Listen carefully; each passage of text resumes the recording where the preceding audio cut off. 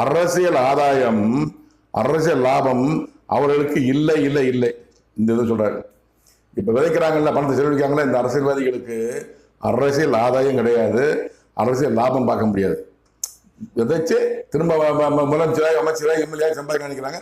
அவர்களுக்கு இல்லை இல்லை இல்லை. விதைத்திருக்கிறார்கள், விதைக்கிறார்கள், விதைச்சிக்கிட்டு இருக்காங்க. இப்போ சொன்னது 1-3 சொல்றாரு. இப்ப பணம் பண்ண ஆரம்பிச்சிருக்காங்க, தேர்தல் பட்சம் பண்ண ஆரம்பிச்சிட்டாங்க.